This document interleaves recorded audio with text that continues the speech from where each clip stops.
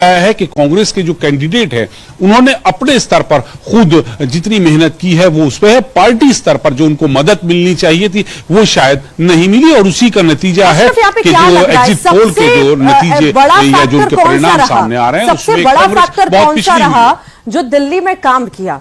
क्या अरविंद केजरीवाल का जेल जाना, शराब घोटाले में आरोप लगना तरह तरह के और मंत्रियों पर आरोप लगना, अंदर की गुटबाजी होना, ये सब कहीं ना कहीं मेन कारण बने?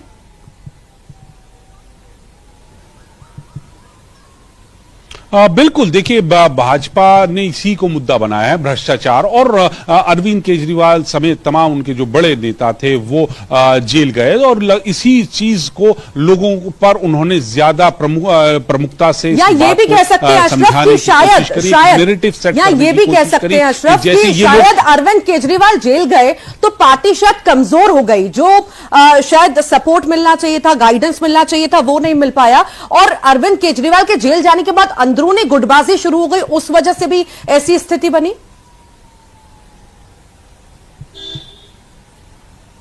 बिल्कुल, अंदरूनी गुटबाजी भी है, लेकिन जो नैरेटिव सेट किया बीजेपी ने और जिसको आम आदमी पार्टी लेके आती थी कि वो बहुत ईमानदार हैं, साफ छवि वाले हैं, उसी नैरेटिव को बीजेपी ने पलट दिया। उन्होंने साबित किया कि कैसे इन लोगों ने भ्रष्टाचार किया, कैसे ये लोग आरोपी है और जेल गए हैं। तो वो चाहे वो शराब घोटाला हो या दूसरे घोटाले हो, दिल्ली जल बोर्ड का हो, कई तरह के घोटाले बीजेपी ने उजागर किए और जो आम आदमी पार्टी की साफ और ईमानदार वाली जो छवि थी उसको उन्होंने खराब किया और उसके लिए उन्होंने सबूत दिए कि कैसे इनके जो मंत्री हैं वो तिहाड़ जेल में गए और कई कई महीने वहां पे गुजारे। इस चीज को उन्होंने जनता के बीच में रखा, नैरेटिव सेट किया और हो सकता है कहीं ना कहीं ये बात आम लोगों के दिल में भी घर कर गई।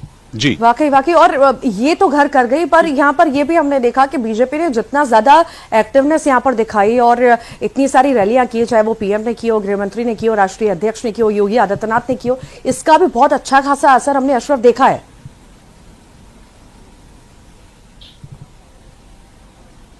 बिल्कुल, देखिए वही मैंने आपसे कहा कि बीजेपी ने अपने तमाम बड़े नेताओं को यहां दिल्ली विधानसभा चुनाव में उतारा है। जितने भी उनके मुख्यमंत्री थे, उनके बड़े नेता थे, राज्यों के बड़े नेता थे, सांसद हों, सब यहां पे उनकी जिम्मेदारी थी। उन लोगों को काफी पहले से जिम्मेदारियां दे दी गई थी और बहुत सक्रियता से वो जनता के बीच में जा रहे थे। अशरफ, मैं आपके पास लौटूंगी। वरिष्ठ पत्रकार सरमन नगेली जी हमारे साथ जुड़ गए हैं। नगेली जी, बहुत स्वागत है आपका। आप देख ही रहे हैं स्थिति, एग्जिट पोल भी चुका है और कहीं ना कहीं बीजेपी मजबूत होती हुई नजर आ रही है और आप कहीं ना कहीं पिछड़ती हुई नजर आ रही है, और कांग्रेस का तो खैर यहां पर कुछ नजर ऐसा कुछ खास आता नहीं है। कैसे देखते हैं आप?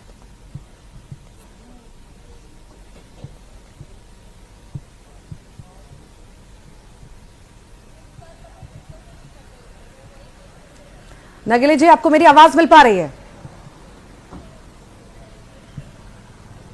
ठीक, फिर से मैं आपके पास लौटूंगी। शायद कोई नेटवर्क इशू है, इस वजह से बातचीत हमारी नहीं हो पा रही है। लगातार अशरफ हमारे साथ जुड़े हुए हैं। अशरफ, सिर्फ यही मुद्दा नहीं था, और भी कई सारे मुद्दे थे जिसको लेकर के लगातार बीजेपी भुना भी रही थी।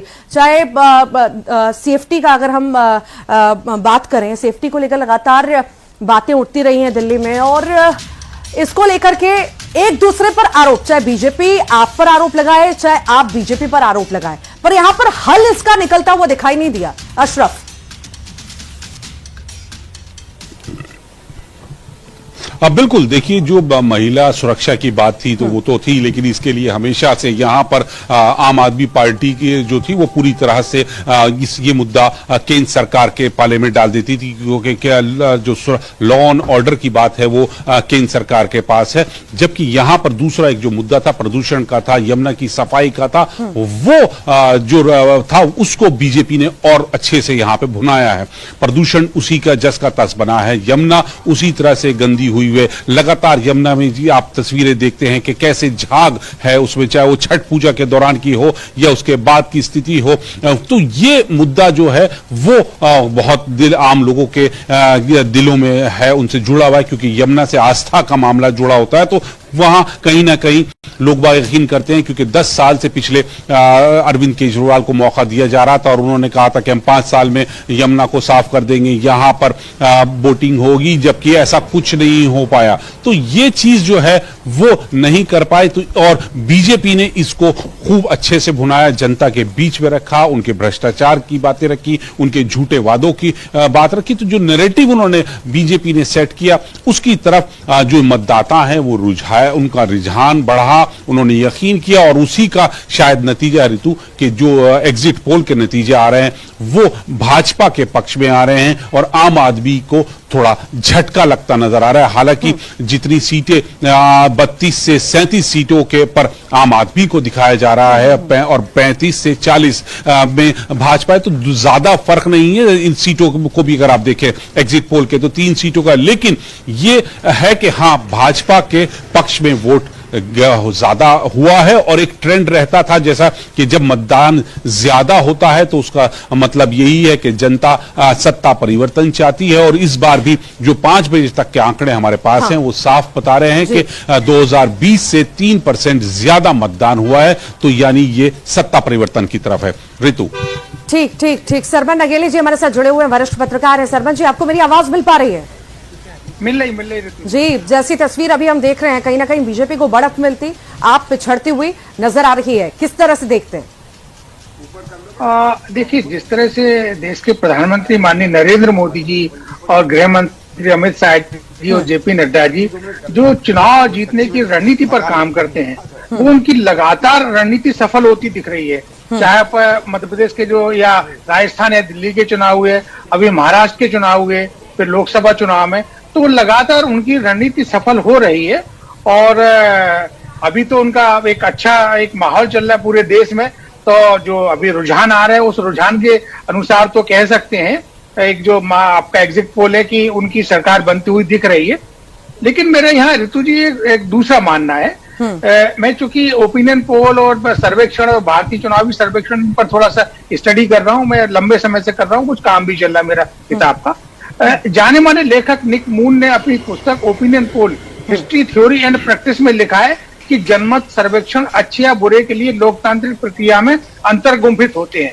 ये चुनाव को भेड़चाल के स्तर तक या रेस्कैप स्तर तक गिराकर पूरे लोकतंत्र को दूषित करते हैं।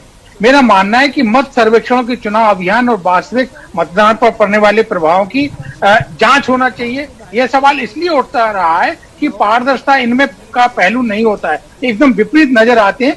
लेकिन जो पिछले चुनाव हुए हैं राज्यों के, उनमें सर्वेक्षण सही भी साबित हुए, कहीं कहीं गलत भी साबित हुए, जैसे लोकसभा चुनाव के संदर्भ में देखे अपन। तो अभी कहना मुश्किल है, लेकिन एक मोटे तौर पर देखा जाए तो उसमें यही तस्वीर निकल कर आती है कि सर्वेक्षण आमतौर पर सही साबित होते हैं। पुराने संदर्भों को देखेंगे, उत्तर प्रदेश के चुनाव को देखेंगे या बाकी चुनाव को, तो थोड़ा सा स्थिति उसमें भिन्न हो जाती है। एक दूसरा मेरा एक और कहना है कि जिस तरह से केंद्र की योजनाएं आपके पास लौट